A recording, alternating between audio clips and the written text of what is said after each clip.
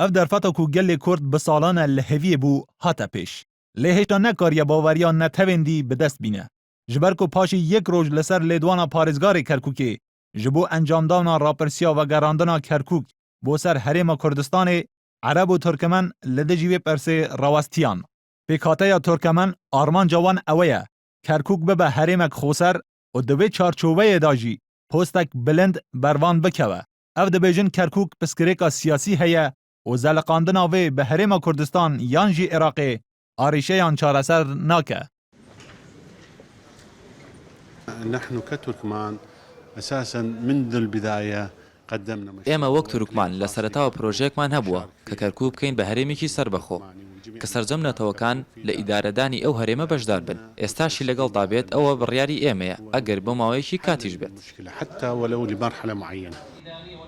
پیکاتین عرب حمو دجایتی خو جبو زلقاندنا کرکوک به حریم کردستان و راگهاندن و ترسا وی هنه کرکوک به حریمک خوسر جبر کو به نيرين وان تنه آلیک که خسار دبینه اون پیکاته عرب دخوازن کرکوک د چارچوه عراق دا بمینی و لسر مجال راپرسیا کرکوک جی دبیجن چه آخفتنا ما چنینه حتی ویدمی که همون نوبچین عرب ین بن دست داعش بتایبت حویجه بیت رزگار کرن. العرب كركوك هي تحت سيطرة داعش بالتالي لەسەدا نەوەتی ناوچە عەرەبیەکانی کەرکووک لەژێر کۆنتڕۆڵی داعشدان با سەرەتا ئەو ناوچانە ڕزگار بکەین ئەو کاتبی لە چارەنووسی کەرکووک ئەکەینەوە بەڵام ئێمە بە هەموو شێوەیەک دژ بە لکاندنی کەرکووکین بار هەرێمێکەوە با ئێمە سەرەتا بیر لە چۆنێتی ڕزگارکردنەوەی ناوچەکانی ژێر دەسەڵاتی داعش بکەینەوە وكيفية تحرير مناطقنا وتخليصها من سيطرة داعش كمرحلة أولى. کرد لچلوی کرسی جوات پارزگاه کرکوک خدان 26 کرسیانه و سروک جوات جی کرده و همو اندام کرد ین وی جوات پشتوانی خو جبو راپرسی دان خویا کرن اوا کو سروکتی جوات لبنده تن دیار کرنا دم انجام وی رفراندومه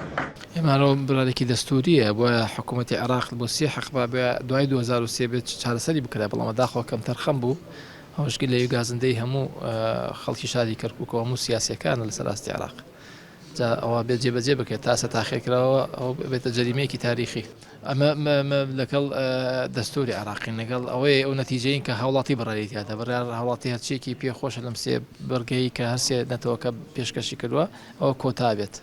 کۆتا بڕیاری ئەمەشە بێ کۆنجمەلی پارێزگایەکە بوو. لیدوانا پارێزگاری کرکوکی جبو ڕێوەبەرنا راپرسیا زەلقاندنا باژاری کرکوکی بۆ سەر هەرێما کوردستانê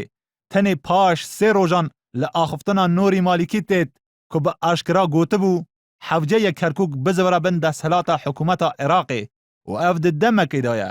Kerkûk nehe bin kontrola hêzên pêşmerge ye.